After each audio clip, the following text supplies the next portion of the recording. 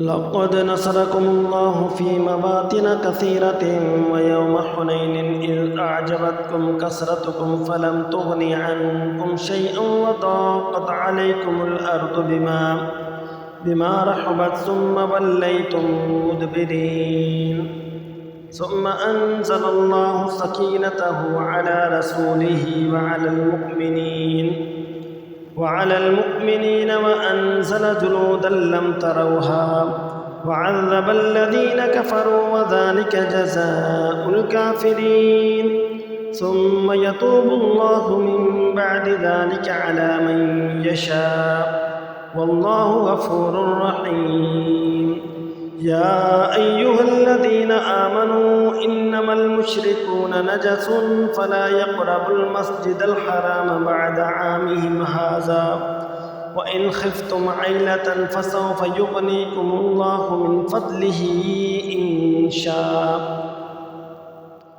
إن الله عليم حكيم.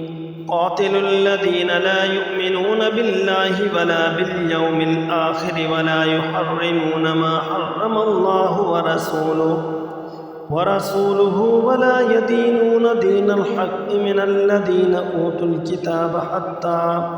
حتى يعطوا الجزية عن يد وهم صاغرون. وقالت اليهود عزير ابن الله وقالت النصارى المسيح ابن الله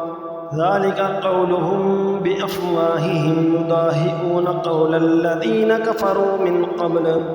قاتلهم الله أنى يؤفكون. اتخذوا أحبارهم ورهبانهم أربابا من دون الله والمسيح ابن مريم وما أمروا إلا ليعبدوا إلها واحدا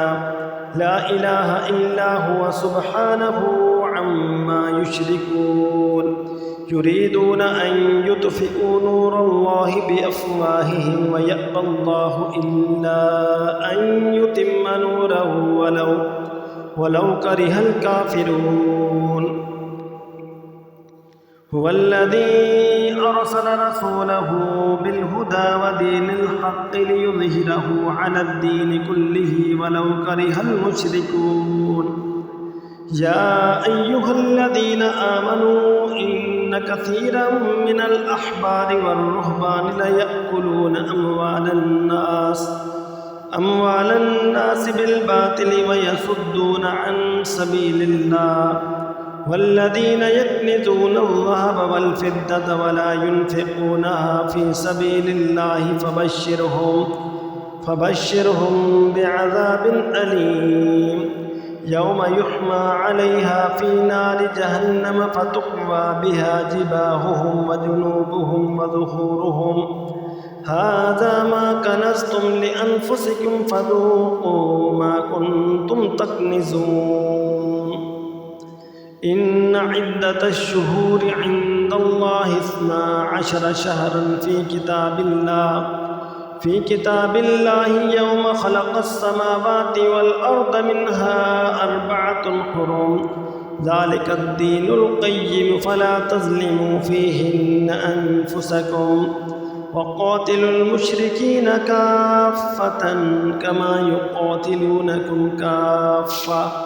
واعلموا أن الله مع المتقين. إنما النسيء زيادة في الكفر يضل به الذين كفروا يحلونه عاما ويحرمونه عاما ليواتئوا عدة ما حرم الله فيحلوا ما حرم الله. زين لهم سوء أعمالهم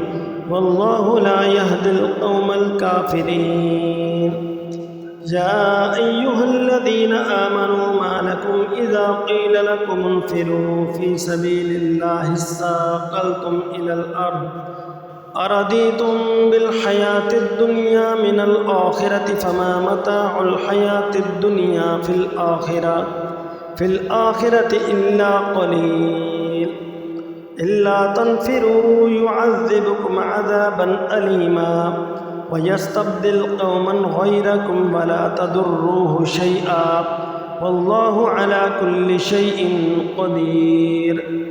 إلا تنصروه فقد نصره الله إذ أخرجه الذين كفروا ثاني اثنين إذ هما في الغار إذ يقول لصاحبه لا تحزن إن الله معنا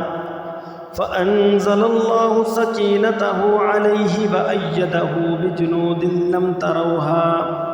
بجنود لم تروها وجعل كلمة الذين كفروا السفلى وكلمة الله هي العليا والله عزيز حكيم انفروا خفافا وثقالا وجاهدوا بأموالكم وأنفسكم في سبيل الله ذلكم خير لكم إن كنتم تعلمون